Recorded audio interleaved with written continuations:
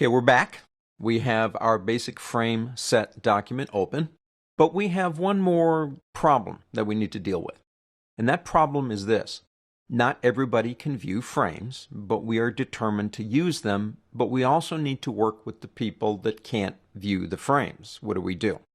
There is a no frames option that we can choose to work with to help those people that don't have browsers that support this.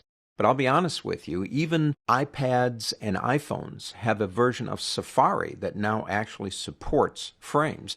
So what do we do for those other people? Well, check this out.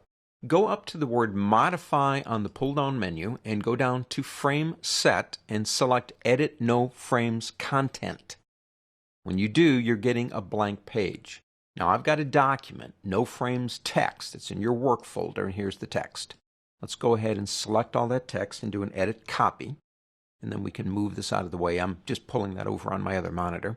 There are people that are so into this in terms of having a document with frames or a website with frames and one without, that they actually create an entire secondary website without frames, which to me just doesn't make a whole lot of sense, but you do what you want to do.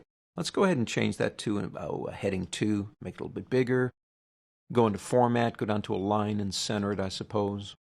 And, dear user, it has come to my attention they're not using a browser that supports frames. I'm sorry to tell you that non-supported browsers are unacceptable. To view my cool site, you must have a browser that supports frames. This message will self-destruct in 10 seconds. I'm not suggesting you put this in here. What I'm suggesting is it could be a link to go someplace else. It might be a recommendation to get a better browser and links to get to those browsers. It's up to you what you do here. Like I said, some people create an entire site. This information, once saved, basically creates this no frames option.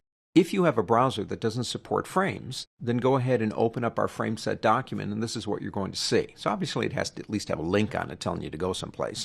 But this is a no frames option. Use it. I would definitely suggest you use it if you're doing frames, even if it's just a message saying you can't access my site.